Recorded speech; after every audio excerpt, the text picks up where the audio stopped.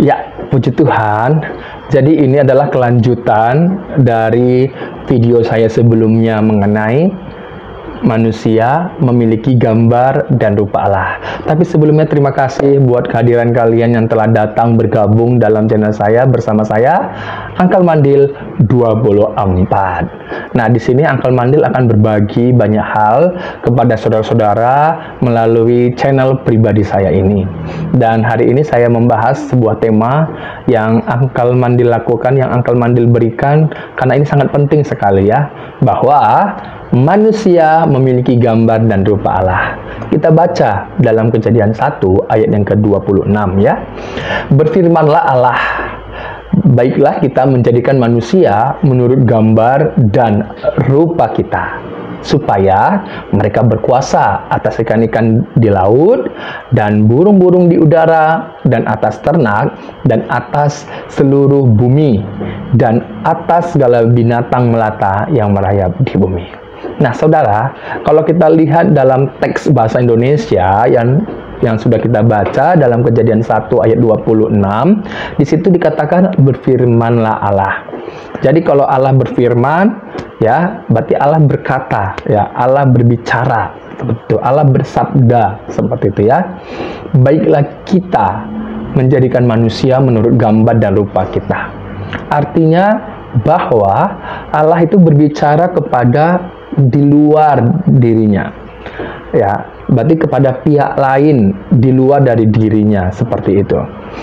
Siapa kira-kira ya? Siapa kira-kira teman berbicaranya Allah pada waktu Kejadian 1 ayat 26 ini? Berfirmanlah Allah, baiklah kita menjadikan manusia itu menurut gambar dan rupa kita. Saya percaya bahwa Allah berbicara bukan kepada manusia, karena pada waktu itu manusia mau diciptakan, mau dijadikan. Tetapi di sini Allah berbicara, baiklah kita. Nah, kita di sini berarti bukan hanya Allah saja gitu ya. Tetapi ada pihak lain di mana menjadi teman Allah berbicara. Siapa kira-kira?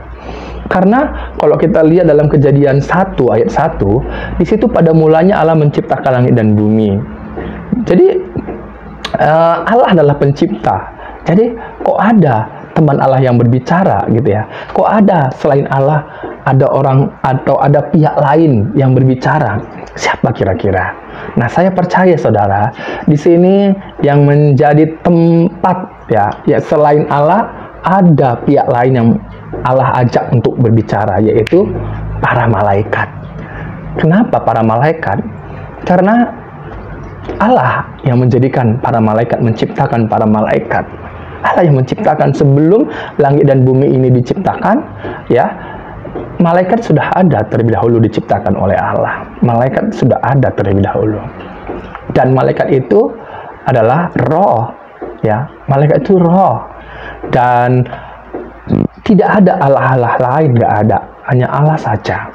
Sebab dikatakan di situ Allah yang bentuknya adalah jamak, yaitu jamak itu merujuk kepada firman di dalam dirinya dan roh dalam dirinya. Itu sudah dijelaskan dalam eksistensi Allah, eksistensi dari rohnya dan firmannya dalam Kejadian 1 ayat 1 sampai 3 ya saudara.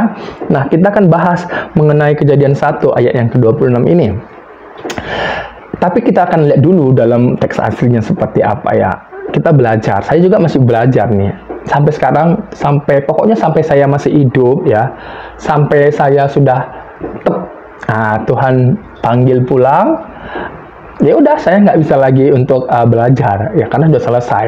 Tapi selagi saya masih hidup di bawah matahari ini, saya terus belajar tentang kehendak Allah, belajar tentang firman Allah. Karena bagaimanapun saya pasti akan mati. Tubuh saya ini kan kembali ke tanah. Karena saya menyadari saya manusia berdosa, makanya saya percaya di balik tubuh ini itu ada roh yang akan hidup selamanya. Ada roh yang hidup selamanya. Hidup itu dalam arti adalah kita jangan pisah, jangan keluar dari Tuhan gitu. Jadi tapi melekat kepada sumber itu. Sebab yang memberikan kita roh ini adalah Allah. Dialah sumber hidup kita.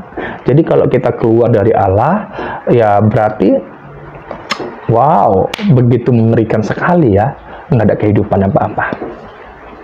Saya akan bacakan dalam teks aslinya, dalam Kejadian 1 ayat ke-26. Kalau kitab Kejadian dalam bahasa aslinya disebut Bereshit ya. Bereshit 1 ya, ayat yang ke-26. Vayomer, tapi saya nggak baca seluruhnya ya saudara. Vayomer Elohim Naaseh. Ya, Vayomer Elohim Naaseh Adam Betsalmenu Kit Mutenu Peyirdu. Nah, sampai di situ aja. Ya, sampai di situ. Apa artinya? Vayomer Elohim. Vayomer Elohim itu artinya dia berfirman. Dia itu merujuk kepada siapa? Elohim. Jadi, Vayomer ini adalah bentuk kata kerja singular. Nah, padahal Elohim itu artinya apa? Elohim itu artinya Allah. Dalam gramatikal Ibrani memang ini bentuknya jamak karena ada kata im, jamak. Tetapi jamak yang bentuknya dalam gramatikal Ibrani ini, Elohim ini, itu bukan artinya Allah-Allah, tapi di dalam diri Allah yang bentuknya jamak itu berkaitan mengenai rohnya dan firman-Nya. Jadi mengenai keagungannya, kemegahannya. Jadi merujuk kepada itu saudara. Karena bagaimanapun kita harus memahami juga sedikit tentang teks aslinya supaya kita tidak salah memaknai Alkitab itu ya. Kemudian ada kata naaseh. Naaseh ini artinya marilah kita menjadikan. Kenapa? Ini adalah bentuk dari jamak ya, kata kerja yang jamak. Kata kerja yang jamak yang digunakan kepada plural, menggunakan kepada subjek yang jamak. Makanya itu dikatakan naaseh. Naaseh. Nah, naaseh itu karena dia Allah yang berbicara kepada para malaikat, ya kan? Atau di luar dari dirinya, makanya menggunakan kata yang jamak, kata kerja yang jamak. Dari mana kita tahu kata kerja yang jamak? Di situ ada mengandung kata nun, ya. Ada kata nun di situ, saudara. Kalau kita lihat ada kata nun. Nun itu ada di awal. Kalau naaseh itu kan kata dasarnya asah ya. Asah. Jadi asah itu mempunyai awalan nun. Nun ini berarti menunjukkan kata kerja yang dipakai itu untuk jamak, ya, untuk jamak. Nah, kalau misalnya Allah tidak berbicara kepada malaikat, maka tadi seperti Vayomer Elohim, ya, itu kata kerjanya bentuk singular, tidak menunjukkan subjek itu jamak, ya, tetapi menunjukkan subjek itu sebenarnya singular walaupun bentuknya adalah jamak. Dan kata kerjanya seharusnya jamak ya, kalau misalnya dia subjeknya jamak, tetapi ini kata kerjanya singular, tetap singular, ya. Karena Allah itu bukan Allah-Allah, tapi Allah yang walaupun gramatikalnya bentuknya jamak, itu merujuk kepada rohnya, kepada firman-Nya yang melekat di dalam diri Allah sendiri. Oke ya saudara? Dan dilanjutkan kata Adam. Adam ini artinya manusia. Kenapa namanya Adam? Karena dalam Kejadian 2 ayat 7, ha-adamah, karena dibentuk dari debu tanah. Jadi nama Adam itu berasal dari ha-adamah. Adamah, ya, debu tanah. Jadi namanya Adam itu diambil dari mana dia dibentuk gitu dia. Makanya namanya Adam. Jadi ini seperti kayak filosofi ya. Ada filosofi dari pemberian nama kepada sesuatu gitu dia. Kayak Adam, Adamah. Nanti Adam juga mempunyai filosofi juga ketika dia memberikan nama kepada istrinya Hawa ya. Ada juga di filosofinya juga. Ya, nanti saya akan jelaskan di ayat-ayat di video-video berikutnya ya. Dan Allah itu punya filosofi nggak punya filosofi. Nanti kalau kita bilang, oh Allah itu punya filosofi, enggak. Allah itu nggak punya filosofi karena dia adalah ada sebelum segala sesuatunya ada. Kalau manusia kan udah dibentuk dari debu tanah. Kalau Allah, siapa yang membentuk? Siapa yang menciptakan? Nggak ada yang menciptakan Allah. Karena Allah itu sudah ada dalam kekalan. Sudah ada sebelum segala sesuatunya ada. Allah itu sudah ada dan dialah yang menciptakan segala sesuatunya. Jadi Allah itu tidak punya filosofi. Hanya manusia, hanya ciptaanlah yang mempunyai filosofi. Tapi kalau Allah, dari mana? Sumbernya dari mana Allah? Nggak ada. Karena dia adalah pencipta, dialah Allah yang kekal gitu ya. Oke saudaraku, kemudian ada kata bet salmenu. Bet salmenu kan, ada kata bet salmenu dan ada kata kit mutenu. Nah, dua kata kerja ini, kalau bet salmenu kata dasarnya selem, yang artinya apa? Gambar. Kalau kit mutenu kata dasarnya apa? Demut, artinya apa? Rupa. Tetapi kalau kita lihat bet salmenu dan kit mutenu itu mempunyai awalan be, ya, awalan be dan awalan ki, ya, yang akhirannya sama-sama ada apa? Ada nu-nya. Kalau kita lihat ada akhiran nu, ini menunjukkan orang pertama jamak, ya, orang pertama jamak. Jadi orang pertama jamak, dan kata dasar tadi sudah tahu bahwa kit mutenu adalah apa? Demut, dan bet salmenu kata dasarnya adalah shalom, ya. Jadi jangan bingung saudara, jangan bingung ya. Sekarang apa maksudnya manusia itu memiliki gambar dan rupa Allah? Apa maksudnya manusia itu mempunyai gambar dan rupa Allah? Ini yang juga yang penting kita pahami. Maksudnya adalah tadi kan selem gambar, demu rupa. Ini dua kata kerja yang sebenarnya paralel, atau paralel itu yang sejajar, ya, yang sejajar. Dan ini menunjukkan kepada sifat yang ada pada Allah. Sifat yang ada pada Allah, ya. Sifat yang ada pada Allah juga ada pada manusia, dimiliki oleh manusia itu. Nah, artinya, mengapa ada pada manusia? Karena dalam diri manusia itu ada roh, tadi saya bilang, ada roh. Dalam Kejadian 2 ayat 7, ada napas hidup nismat kaim yang diembuskan oleh Allah, yang membuat manusia itu menjadi makhluk yang hidup, berkepribadian. Ada roh dalam diri manusia itu. Nah, ketika roh itu diberikan kepada manusia, di situ juga, saudara, gambar dan rupa Allah itu ada dalam diri manusia. Ada dalam diri manusia. Jadi sebenarnya ini nggak bisa terpisah, ya. Karena gambar dan rupa Allah itu ada pada waktu roh itu dihembuskan. Dan ingat, gambar dan rupa ini nggak dimiliki oleh binatang, nggak dimiliki oleh tumbuhan, tapi dimiliki oleh manusia. Karena apa? Karena ada roh tadi yang diembuskan. Jadi bersamaan roh itu diembuskan, di situ juga ada yang namanya gambar dan rupa Allah, yaitu berkaitan mengenai sifat yang ada pada Allah juga dimiliki oleh manusia itu, saudara. Apa buktinya? Buktinya adalah kalau kita lihat dalam Kejadian 1 ayat yang ke-26, di situ dikatakan apa? Di situ dikatakan supaya, ini tujuannya, Allah menjadikan manusia yang diberikan roh tadi, ya, di mana di situ ada selem dan demut, gambar dan rupa tadi, itu diberikan kepada manusia supaya apa? Manusia itu berkuasa. Mereka, dikatakan di situ mereka berkuasa. Nah, artinya apa? Bahwa Allah dalam diri Allah, atau Allah itu sendiri adalah berkuasa, maha kuasa. Maha kuasa. Karena Allah itu maha kuasa, maka sifat ini juga dimiliki oleh manusia yang dijadikan tadi, yang diberikan roh tadi. Punya kuasa, tapi bukan maha kuasa. Allah itu maha kuasa, tetapi kita manusia bukan maha kuasa, tapi kita punya kuasa. Nah, apalagi contohnya, buktinya kalau manusia itu ada sifat yang Allah miliki ada pada manusia.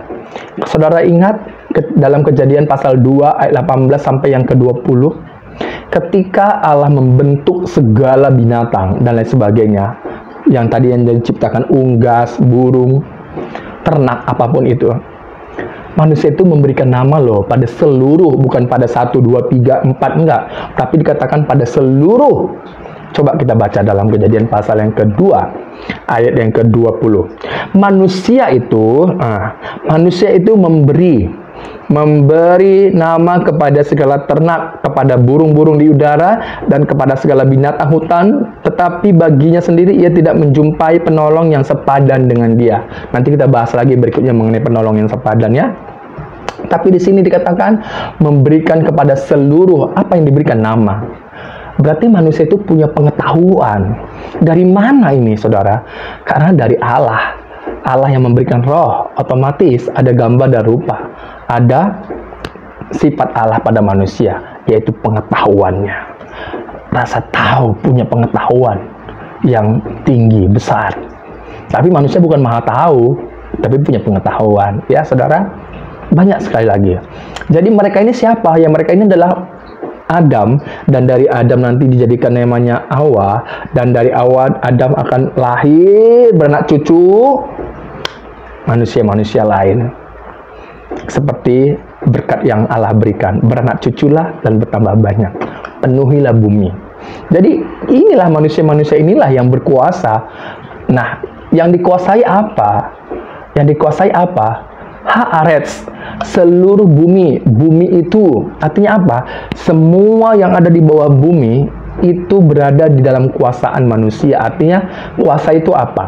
Memberikan pengaruh yang baik, pengaruh impact yang baik, mengelola. Salah satu yang dilakukan adalah mengelola, menjaga. Seperti dalam Kejadian 2 ayat yang ke-15 kita baca ya. Tuhan Allah mengambil manusia itu dan menempatkannya dalam Taman Eden untuk mengusahakan dan memelihara taman itu. Luar biasa. Jadi manusialah yang harus mengelola segala ciptaan yang Tuhan sudah buat ini. Manusia menjadi dampak pengaruh yang baik. Sebagaimana Allah adalah sumber kehidupan, begitu juga kita memberikan kehidupan. Artinya memberikan kehidupan menjadi pengaruh kepada ciptaan-ciptaan lainnya, menjaga, merawat. Kenapa kita yang merawat, menjaga? Kalau alam ini oke, baik, itu kan menjadi tempat habitatnya manusia, tempat tinggalnya manusia. Jadi kalau misalnya alam ini tidak bersahabat dengan kita, oleh karena kita nggak menjaganya, mengelolanya dengan baik, itu akan berdampak buruk kepada kita sendiri. Ya, kalau kita membuang sampah sembarangan, udah tahu itu lubang parit, ya, atau selokan, kita buang sampah. Kalau semua orang melakukan hal itu, bagaimana? Pasti yang terjadi apa? Banjir. Kalau udah banjir, yang rugi siapa? Ya manusianya, orang yang tinggal di bumi itu. Begitu juga dengan binatang-binatang juga begitu. Akan rugi semuanya. Saudara, kalau kita melakukan sesuatu yang tidak berpengaruh baik, maka tidak hanya orang itu yang yang merasa rugi, tapi kita juga akan kena imbasnya. Makanya itu, ayo kita belajar dengan diri kita bahwa perlakukan dirimu dengan baik, karena hidupmu punya roh dan ada kehidupan. Jadi perlakukan dirimu dengan baik. Kalau situasi yang nggak memungkinkan, jangan menyerah. Jangan kita melakukan hal-hal yang merugikan diri kita. Apalagi kalau ada berita sampai yang menghabisi dirinya sendiri, bergantung diri. Saya sangat kasihan. Padahal nilai manusia itu bukan terletak kepada materi, prestasi, kedudukan, karir. Kalaupun kau nggak pintar matematika, kalaupun kau nggak pintar fisika, berhitung, membaca, kalaupun fisikmu, maaf kata, kurang komplit ketika dilahirkan, bukan berarti engkau tidak bernilai di mata Tuhan. Bukan berarti engkau tidak bernilai. Engkau mulia, engkau berharga di mata Tuhan. Karena di dalam hidupmu ada roh. Roh itulah yang sangat-sangat, karena itu dari Tuhan. Itulah yang membuat engkau menjadi berkepribadian. Bukan materi, bukan barang-barang branded, no. Bukan rumah, bukan. Semua ini kita tinggalkan. Kita tinggalkan. Tapi apa yang kau bawa? Rohmu. Ketika rohmu yang dalam bumi ini yang diberikan oleh Tuhan, selama engkau ada dalam bumi ini melekat kepada Tuhan, kepada Allah, engkau akan menerima, engkau akan dekat dengan Dia, dan engkau akan menerima kembali tubuh kemuliaan. Puji Tuhan, saudara. Jangan bersusah hatimu, ya. Saat ini kita manusia ini sudah berdosa, tetapi Allah mendatangi kita. Lewat bagaimana? Lewat kasih-Nya. Dia menyatakan dirinya berinkarnasi di dalam Tuhan Yesus Kristus. Jangan kita memandang hanya dia sebagai manusia saja. Dia memang manusia. Kenapa dia menjadi manusia? Kenapa Allah, Tuhan menjadi manusia? Karena yang diselamatkan adalah manusia. Karena yang diselamatkan adalah manusia, bukan binatang. Bukan. Tapi yang diselamatkan adalah manusia, saya dan saudara. Luar biasa. Kalau dia menyelamatkan binatang, mungkin dia jadi binatang. Apa susahnya sih bagi Allah menjadi manusia? Nggak ada susahnya. Mungkin ada yang bertanya, kenapa kok, apa susahnya sih Allah melarang Adam dan Hawa nggak boleh makan buah itu? Karena kita makhluk berkepribadian. Ketika diembuskan napas itu, kita punya pribadi. Kalau kita punya pribadi, kita bukan robot. Kita bukan robot. Tapi Tuhan bilang, kalau engkau makan, pasti engkau mati. Artinya siapapun yang terlepas dari kasih Allah, siapapun yang terlepas dari firman Allah, siapapun yang tidak mematuhi perintah Allah, dia nggak mendapatkan kehidupan. Kalau nggak mendapatkan kehidupan, berarti apa? Kematian. Kita bersyukur ya. Walaupun tubuh kita ini akan kembali ke tanah, dalam arti mati masuk ke tanah, tapi biarlah roh kita jangan mati. Jangan mau terlepas dari Tuhan. Terus melekat padanya. Tuhan berkati. Tuhan Yesus berkati. Terima kasih Tuhan buat hari ini. Terima kasih buat hari ini Yesus. Dalam nama Yesus, Engkau yang lihat hamba-Mu, Engkau yang lihat, yang mendengar. Dalam nama Yesus. Amin. Tuhan berkati.